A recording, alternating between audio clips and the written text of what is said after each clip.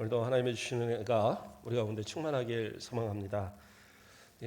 오늘 이 사도행전의 이 13장은 상당히 중요한 의미를 갖습니다. 이때부터 이제 예루살렘 교회를 중심으로 했던 복음의 사역이 이 안디옥 교회를 중심으로 인해서 이방 사역으로 이렇게 넘어가는 그 시작이 바로 이 사도행전 13장이 됩니다. 물론 그렇다고 해서 예루살렘 교회가 전도를 안 하거나 뭐 문제가 있거나 그건 아니고요. 사도행전을 쓰고 있는 이 누가가 이제 그 이야기의 중심을 지금 이제 안디옥 교회로, 더 나아가서는 바울의 전도 사역에 중점을 두고 이렇게 넘어가는 데가 바로 13장이 되는 거예요. 자, 1절의 말씀을 보면 안디옥 교회에 선지자들과 교사들이 있으니 바나바와 니게르를 하는 시므온과 구레네 사람 루기오와 분봉왕 헤롯의 젖동생 마나얀과 및 사울이라 해서 5명의 사람을 이야기합니다. 그러니까 이 사람들은 누구냐? 안디옥 교회의 지도자들이에요.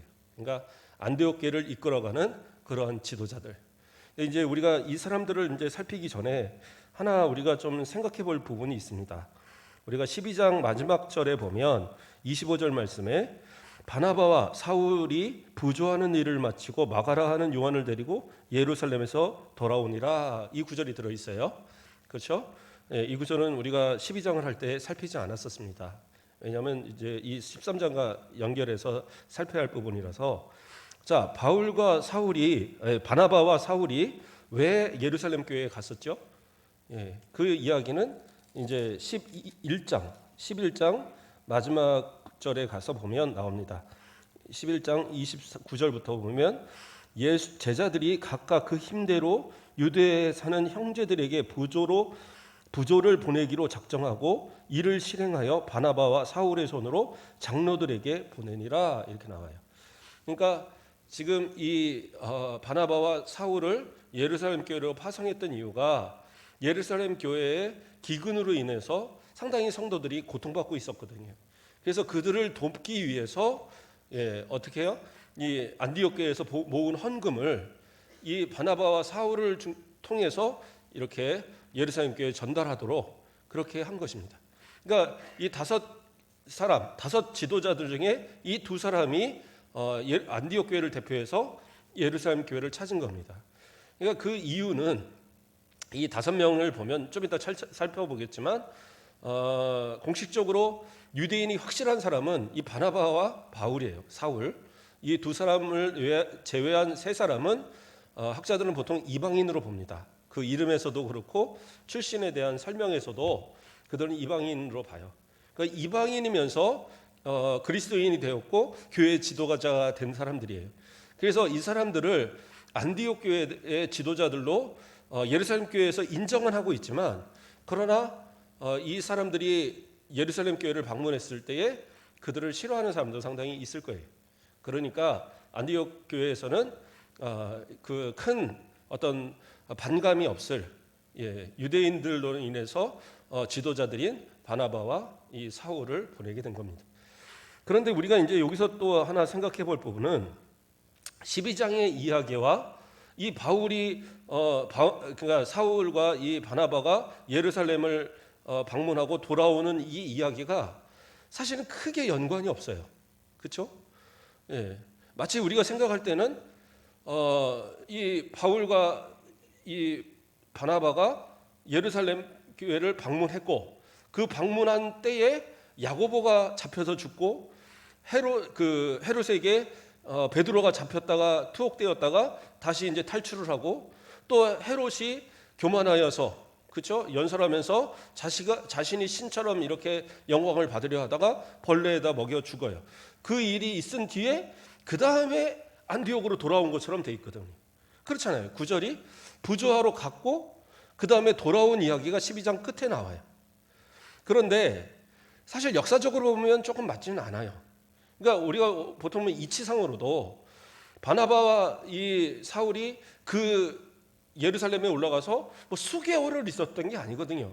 이것을 전달한 뒤에 뭐 몇 사람들을 만났을지는 모르겠지만, 그러나 곧바로 다시 돌아오게 된 거예요. 그럼에도 불구하고 12장의 이야기들이 쭉 전개가 되고 그리고 나서 돌아왔다라는 이야기를 냅니다. 그래서 역사적으로 보면 이 그 기근이 일어났던 때는 AD 46년으로 봅니다. 46년대로 보는데 그런데 이 헤롯이 죽은 때는 AD 44년이에요. 그러니까 기근이 있고 그 기근 때문에 그 방문을 했는데 기근이 있었던 때는 헤롯이 죽은 때보다 2년이나 뒤가 되는 거예요. 그러면 이게 역사적으로 맞지 않잖아요. 예. 근데 이제 우리가 잘 봐야 돼요. 사도행전은 물론 시간의 흐름을 무시하진 않지만 앞서서 우리가 바울이 다소에서 있었던 기간 또는 뭐 다메섹에서 있었던 기간 뭐 이런 기간들을 계산할 때 10년이나 14년 뭐 이렇게 됐잖아요. 근데 성경에서는 마치 그냥 금방금방 건너뛴 것처럼 나왔었거든요. 그러니까 그런 것처럼 사도행전에서는 정확한 의도를 가지고 그 의도를 전달하기 위해서 이 시간의 전개를 잡지, 이것이 시간의 흐름상 꼭 바울이 바나바와 예루살렘을 이렇게 방문하고 그 안에서 역사가 이런 세 가지 사건이 다 있었고 그 다음에 돌아왔다, 그 이야기를 하는 게 아니에요. 그러면 여기서 말하고자 하는 의도는 뭐냐? 예루살렘 교회가 이러한 핍박과 또 이러한 그런 어려움이 처해서 더 이상 복음으로서 마음껏 전도할 수 없은 그런 상황이 되었을 때에, 자 12장 24절에서 하나님의 말씀은 흥왕하여 더하더라 얘기하잖아요. 그래서 그 말씀이 그 핍박 가운데서도 세계로, 다시 말해서 유대를 떠나서 뭐 사마리아나 또 나아가서는 이 안디옥을 통해서 또 세계 여러 지역으로 복음이 전해지는 그러한 역사가 일어나고 있다, 이걸 설명하기 위해서 그래서 예루살렘 교회를 중심으로 했던 전도의 역사가 바로 이 안디옥으로 넘어가고 있는 것을 설명하고자 누가가 의도적으로 거기에 이 사건을 집어넣은 거예요.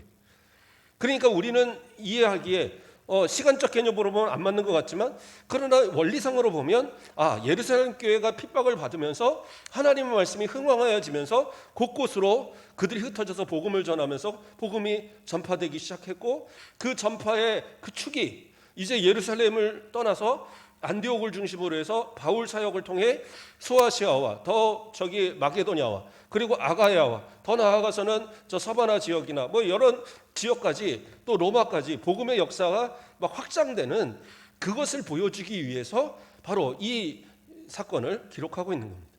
또 하나의 중요한 단어는 뭐냐면 25절에 보면, 12장 25절에 보면 누구를 데리고 옵니까? 마가라 하는 요한을 데리고 예루살렘에서 왔다라고 얘기합니다.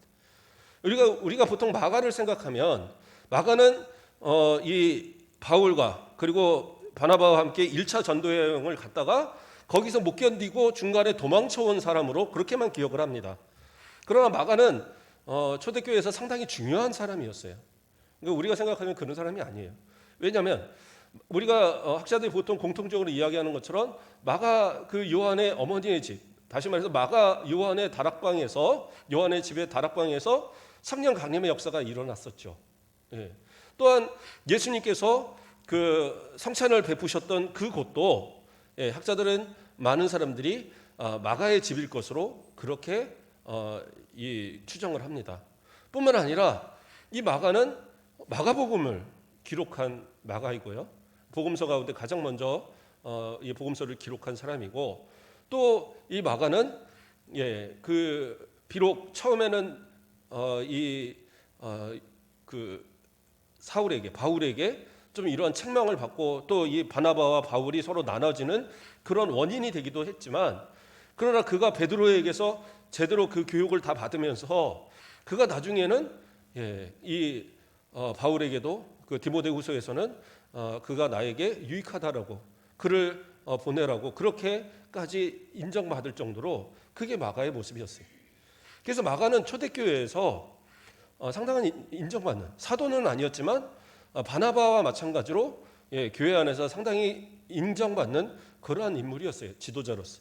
그렇기 때문에 바나바와 이 사울이 마가 요한을 데리고 이 안디옥에 왔다라는 것은 단순히 그냥 바나바가 자기 조카를 데리고 왔다라는 이야기가 아니라 복음을 위해서 그 사역을 돕기 위해서 이 안디옥 교회가 확장되면서 예루살렘 교회에서 공식적으로 파송을 한 거예요. 공식적으로 마가를 바나바와 더불어서 사역을 하도록 이 파송한 그 이야기를 하고 있는 겁니다. 그래서 마가는 마찬가지로 이 안디옥에서도 복음 사역을 함께 힘쓰고 그렇기 때문에 1차 전도 여행에 함께 동참할 수 있는 그런 일이 있어졌던 겁니다. 자, 그렇게 해서 이 사건을 우리가 먼저 좀 살폈고요. 그렇게 해서 13장 1절로 이제 본격적으로 이야기를 시작하고자 합니다. 여기 보면 5사람이 나오는데 이 사람들을 성경은 뭐라고 표현하느냐? 누가는 선지자들과 교사들이다라고 얘기하고 있어요. 그러니까 선지자들과 교사라는 것은 이 당시에 초대교회에 있었던 직제, 지금으로 말하면 우리 장로님들, 권사님들, 안수집사님들 이런 것처럼 직분에 대한 이름이에요. 근데 여기서 선지자들은 어떤 사람들이냐? 사실 선지자들과 교사들을 많은 학자들은 그것을 굳이 구분하려 하지는 않아요. 그러니까 비슷한 어떤 직분입니다. 하나님의 말씀을 가르치고 양육하는 일에서는 동일한 사람들이에요. 그러나 엄밀하게 이것을 구분하면 선지자는 어떤 사람들이냐? 사도들과 마찬가지로 성령의 어떤 영감을 통해서 하나님의 계시를 직접적으로 받은 사람들이에요. 그래서 이 당시는 아직 성경이 완성되지 않았을 때이기 때문에 이런 성령의 어떤 감동으로 직접적인 계시들을 받아서 그것을 성도들에게 가르치고 전달하는 그러한 역할이 바로 이 선지자들의 역할이었습니다.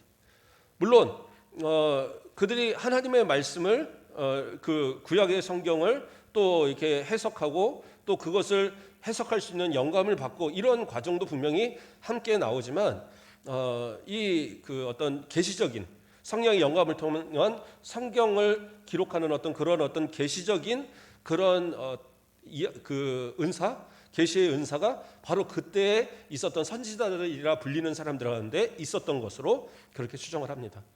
그러나 이 은사는 사도들과 사도 시대와 함께 그것으로 끝나요. 왜냐하면 성경이 다 완성됐기 때문에 요한계시록이 쓰여진 이후로 성경이 완성되진 이후로부터는 더 이상 존재하지 않는 그런 것을 봅니다. 요즘 같은 때에 그 신사도주의나 이런 사람들은 지금도 자기들이 기도하면 성령께서 말씀하시고 직통 계시가 있어서 그냥 그대로 이렇게 자기는 생활을 하고 이런 사람들이 있는데 그거 다 이단들입니다. 성경이 우리 가운데 주어진 가운데는 성경을 통해서 우리는 확인해야 돼요. 성경을 통해서 하나님께서 우리에게 무슨 말씀을 하시는지, 성경을 통해서 우리가 어떻게 살아가야 되는지의 모든 것들을 다 우리에게 말씀하시기 때문에 성경을 덮어놓고 그냥 성령의 감동만 듣는다? 그러니까 이단에 빠지는 거예요. 그래서 지각이 있는 신앙인, 그러한 모습들이 되어야 되는 거예요. 자, 그래서 선지자들은 그러한 사람들이고 교사들은 어떠한 사람들이냐? 그런 어떤 영감적인 부분, 그런 계시적인 부분에서는 인정을 받지 못하지만 그러나 하나님의 말씀을 또한 마찬가지로 성령의 영감을 통해서 하나님의 말씀을 잘 풀어서 그 지혜의 은사로 그걸 풀어서 그것을 성도들에게 잘 가르치는 사람. 그래서 사실은 선지자들과 교사들이 그게 구분되는 건 아니에요. 거의 사역은 비슷합니다. 그리고 실제로 바울은 교사를 이야기할 때는 바울이 말하는 교사는 특별히 구분되는 게 아니라 그 직분상, 그러니까 말씀을 전하여 가르친다라는 직분으로 보지만 바울 사도가 말하는 그러한 그 교사는 대부분 목사님을 얘기하는 거거든요. 목회자를. 그래서 이 당시에 그런 직제가 완전히 편성되기 전 이야기이기 때문에 이것은 누가가 바라본 직제의 구분이에요. 그래서 여기서 그러면 누가 선지자고 누가 그러면 교사일 것인가? 그래서 이 당시에 이걸 순서대로 봅니다. 순서대로 봐서 바나바와 그 다음에 시므온과 또 루기오 이렇게 세 사람을 선지자들의 직분을 받은 자로 보고 그 다음에 마나행과 이 사울, 다시 말해서 바울을 교사로 봅니다. 이때까지는 아직 바울이 교회 내 지도자이긴 하지만 그런 어떤 사도로서 그런 어떤 지위로서 인정받던 때는 아니었던 거예요. 자, 어쨌든 이 5명이 이 안디옥 교회를 이끌어가는 지도자들이었습니다. 그래서 이들은 항상 기도하고 성도들을 이끌어가는 그러한 사람들이었어요. 그러면 이 사람들이 누구냐? 이 사람들한테 조금 더 살펴보겠습니다. 바나바는 우리가 잘 알잖아요. 바나바는 잘 아는 여러 번 설명을 했으니까 넘어가고요. 그 다음에 누굽니까? 니게르라 하는 시므온 이렇게 나옵니다. 니게르라는 말은 그 지금 우리 요즘 보면 니그로 뭐 이런 뜻이에요. 그래서 검다란 뜻. 그래서 아프리카의 흑인을 이야기하는 겁니다. 이제 흑인이라는 말 함부로 쓰면 안 된다고 하는데 뭐라고 불러야 되는지 저는 잘 모르겠습니다. 그렇게 되면 저도 황인이고 하얀 사람 백인이고 검은 사람은 흑인인데 흑인이라고 하면 또 안 된다고 그러더라고요. 그래서 그러나 니게르라는 이름이 그런 이름이에요. 그래서 그 사람은 아프리카 흑인으로 봅니다. 근데 이제 어떤 학자들은 이 시므온을 그 구레네 시므온 아시죠? 구레네 사람 시몬 누구예요? 예수님께서 십자가를 지실 때 골고다 언덕길을 자꾸 넘어지니까 군병이 옆에 있던 시골 청년 하나 불러다가 너 이거 줘 해갖고 했던 사람이 시몬이잖아요. 구레네 사람 시몬. 그래서 이 사람과 동인일 것으로 주장하는 사람들도 있어요. 그러나 제가 보기에는 좀 희박합니다. 왜냐하면 그 다음에 바로 구레네 사람 루기오를 얘기하거든요. 그래서 뒤에서 구레네 사람을 말하면서 앞에서 니게르라 하는 시몬을 얘기할 때는 구레네 사람이 아닌 거죠. 그러나 또 이제 뭐 정확하게 성경에서 설명하는 건 아니니까 그래서 어떤 사람들은 이 사람을 그 구레네 사람 시몬으로 보기도 합니다. 자, 어쨌든 넘어가고요. 그 다음에 나오는 사람이 누구예요? 구레네 사람 루기오. 그래서 구레네는 저 북아프리카, 북아프리카 저 리비아 쪽 지역에 있는 동네입니다. 그래서 그곳의 출신, 바로 이 루기오라고 이제 설명을 하는 거고요. 그 다음에 또 누구입니까? 분봉왕 헤롯의 젖동생 마나엔. 그렇죠? 여기서의 헤롯은 예수님이 사역할 당시의 헤롯을 얘기합니다.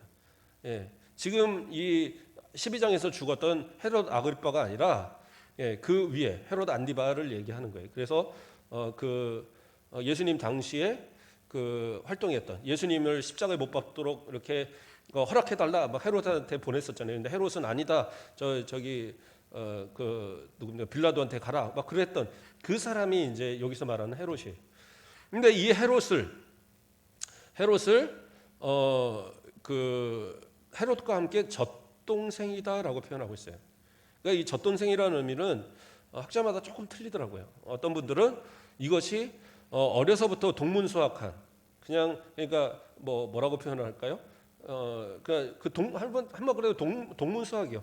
그래서 함께 어려서부터 자란 그러한 사람을 표현하는 표현이다. 이렇게 이제 말하는 사람도 있고, 그러나 이제 젖동생이라고 해석하는 것은 결국에는 어머니가 유모였을 것으로 이렇게 해석합니다.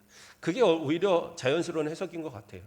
그래서 바로 이 헤롯의 그 유모가 바로 이 마나엔의 어머니였던 거예요. 그러니까 유모가 젖을 먹여야 되는데 하루 종일 가서 헤롯만 먹이고 자기 아들은 안 먹일 수 없잖아요. 그러니까 같이 먹이고, 그리고 예전에는 그런 어떤 이제 그 왕자가 있으면 그 왕자가 자라는 동안에 옆에서 신하 중에 어떤 그 뛰어난 그런 자녀들이 함께 이렇게 배우는 그런 동문수학을 하게 하는 그런 이제 풍습들이 있잖아요. 그래서 그 마나엔이 함께 자랐을 것으로 그렇게 이제 추정을 합니다. 그러니까 상당히 가까운 집안이죠. 가까운 집안. 그리고 상당히 인정받는 그러한 모습인데, 그런데도 불구하고 바로 이 마나엔은 복음을 받아들이고 그리스도인이 되었고 복음을 위해서 이렇게 안디옥에서 사역하는 일꾼이 되었던 거예요. 자, 그래서 이렇게 이 5명의 사람, 그리고 나서 사울은 우리가 말하는 바울이 되겠죠. 그래서 이 5사람이 이 안디옥을 이끌어가고 있었는데, 이들이 이제 함께 기도할 때입니다. 성경은 뭐라고 합니까? 금식하여 기도할 때입니다. 그래서 여기 또 금식에 대해서 우리가 좀 생각을 해보면, 이것은 어떤 그러니까 구약적 어떤 그 유대적 습관에 따라 하는 금식은 아니에요. 유대인들은 일주일에 한 번, 또는 이 바리새인들은 일주일에 2번, 3번 이렇게 금식하는 사람들이 있었는데, 그런 금식은 아니고요. 또 어떤 금욕주의, 영지주의나 이런 것에 영향을 받는 그런 금욕주의를 얘기하는 것도 아니에요. 그러니까 이것은 뭐냐? 스스로 자발적으로 그렇죠? 유대교도 아니잖아요. 여기는 그 기독교로서 순수하게 이 바울과 바나바가 이 교회를 함께 사역을 했지만 그러나 세 사람은 다 이방인들이거든요. 이방인들이 사역하는 데서 유대계의 전통을 따르거나 또는 이방의 전통을 따라서 그렇게 할 일은 없어요. 그렇기 때문에 이 금식은 자발적인 금식, 어떠한 목적을 두고 어떠한 기도의 제목을 두고 경건에 어떤 힘쓰는 그런 자발적인 모습들인 겁니다. 우리가 뭐 부활절 이렇게 고난 주간 같은데 이렇게 또 금식하는 그런 경우들이 있잖아요. 뭐 우리 교회는 금식하지 않지만 어떤 경우들은 금식을 이렇게 선포하고 하는 경우들도 있어요. 그러니까 금식이 나쁜 건 아닙니다. 그러나 그 금식이라는 것은 음식을 끊고 기도하는 거기 때문에 상당히 그 어떤 간절한 기도의 어떤 제목들을 가지고 합하여 기도할 때 그렇게 하는 거예요. 자, 그래서 그런 어떤 자발적인 금식들을 행하면서 기도하고 있을 때인데 이 5명에게 공통적으로 성령의 그런 역사가 일어났던 거예요. 그러니까 공통적인 하나님의 성령의 영광, 성령이 말씀하시는 음성을 이 5명이 다 들었어요. 그런데 어떻게 하느냐? 바나바와 사울을 따로 세우라고. 그들을 따로 세우라고 얘기합니다. 그러니까 그들을 따로 세우라는 의미가 뭐냐? 새로운 어떤 사명을 맡기겠다라는 거예요. 그 사명이 뭐였어요? 복음을 위해서 파송되는 전도자로, 선교사로 파송되는 일을 그 2사람에게 맡기겠다라고 성령께서 말씀하신 거예요. 그래서 어떻게 합니까? 그래서 3절 말씀을 보면 이에 금식하며 기도하고 2사람에게 안수하여 보내니라 이렇게 나오죠. 이에라는 말은 즉시라는 의미예요. 그러니까 시간적인 뭐 아주 큰 시간이 아니라 즉시 이제 이들이 다시 금식을 시작한 거예요. 앞에서 했던 금식은 일반적인 그러한 어떤 기도의 경건의 금식이었다면 지금 이 금식은 이들을 파송하기 위한 금식. 그러니까 이제 간절한 금식에 대한 모습이죠. 그래서 기도하면서 이들을 둘을 파송하기 위해서 안수합니다. 그러니까 안수했다고 그러니까 또 어떤 분들은 안수하는 것이 뭐 특별하게 그때 이제 이방인의 사도로 안수 받았다. 그건 아니에요. 그건 아니고 이거는 이제 축복의 의미죠. 축복의 의미. 그래서 이들이 그런 어떤 축복을 통하여서 하나님의 귀한 사명을 잘 감당하도록 이 나머지 3명이 바나바와 이 사울을 향해서 축복하고 보내는 그러한 이제 모습이 되는 겁니다. 왜냐하면 여기에 수장은 바나바거든요. 근데 이미 바나바가 어떻게 보면 이곳에서의 담임 목사님격이고 그리고 또 예루살렘 교회에서 이미 파송이 받은 근데 이 사람을 특별히 다시 안수해서 파송한다 그런 개념은 아니거든요. 그래서 목회적 안수가 아니라 축복의 안수예요. 그래서 어떤 일을 두고 또 어떤 계획을 두고 목회자의 안수를 받는 것도 그래서 중요한 겁니다. 그러니까 저한테 오셔도 기도해달라고 안수해달라고 하세요. 그런 부담 없이 그냥 와서 기도해달라 하면 됩니다. 근데 제가 본인이 머릿속에서 안수를 원하지 않으면 제가 잘 머리에 손은 잘 안 얹어요. 왜 안 얹느냐 하면 요즘 같으면 그런 것을 또 싫어하는 분들이 대단히 많아서 본인이 원하지 않는데 거기다 대고 막 이렇게 손 얹고 기도하는 것도 목회자는 목회로서 당연한 일이지만 성도 가운데 그것으로 시험 받으면 안 되잖아요. 그래서 우리 권사님들이 나이 드신 권사님들이 오시면 그냥 합니다. 오해할 일도 없고 그런 걱정도. 근데 제가 젊은 분들한테는 잘 안 해요. 그래서 나한테는 머리를 안 얹은 거 보니까 나는 아직 젊은가 보다. 이렇게 생각하시면 될 것도 같고.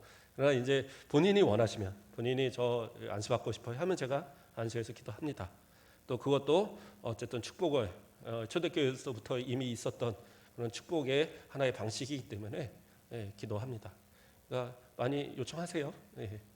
자, 어쨌든 이렇게 해서 이들이 이제 파송을 하는데 바나바와 이 사울이 그냥 떠나지 않고 누구를 데리고 떠납니까? 이제 바울을 마가라 하는 이 요한을 데리고 셋이서 이제 함께 떠나게 된 거예요. 자, 오늘은 그러면 그 이야기는 우리 다음 주에 배울까요? 제가 거기까지 오늘 다 하려고 했는데 첫 번 구브로 섬의 이야기까지 하려고 했는데 이거 하면 또 한 50분 넘어갈 것 같아서 오늘은 여기까지만 하겠습니다. 바나바와 바울의 이 사역, 이제 바울을 통해서 복음의 사역이 이제 시작되는 것이 23장입니다. 누가는 이 사도행전을 기록하면서 이제 그 초점이 예루살렘 교회의 부흥과 더불어서 바울을 통한 세계 전도로 이것을 확장시켜가는 것을 설명하기 위해서 이 누가가 이 사도행전을 쓰고 있는 거거든요. 저와 여러분도 마찬가지입니다. 지금 이대로 안주하는 것이 아니라 성경이 보여주고 있는 것처럼 계속 움직이는 그러한 교회, 계속 확장되어져 가는 교회, 복음이 흥망하여지는 교회, 그게 바로 우리 교회 모습이 되기를 저는 소망합니다. 이게 저의 소망만이 아니라 우리 모든 성도들의 소망이 되길 원하고, 예루살렘 교회가 분명히 큰 교회고 장자의 교회고 가장 영향력 있는 교회는 맞지만, 그러나 그 복음의 역사가 정체될 때에 그 복음의 축이 안디옥으로 넘어가거든요. 이제 그것이 13장부터 시작이 되는 건데, 우리는 우리가 끝까지 갖고 있자고요.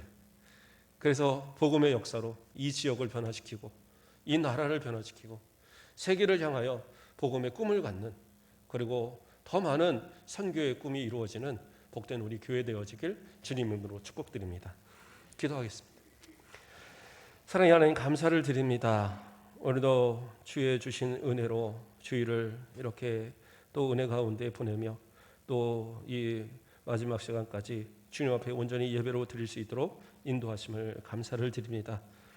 우리가 복음의 귀한 은혜를 받았사오니 이제로 복음의 사명도 감당하게 하시고, 우리 교회를 통해서 예루살렘 교회와 같이 안디옥 교회와 같이 복음이 확장되어지고 흥왕하여지고 세계 곳곳에 복음이 전하여지는 역사까지 우리를 통해서 이루어져 갈 수 있도록 축복하여 주시옵소서.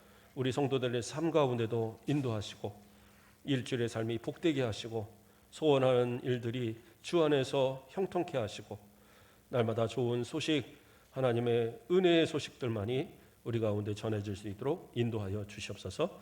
감사합니다. 예수 그리스도의 이름으로 기도드립니다. 아멘.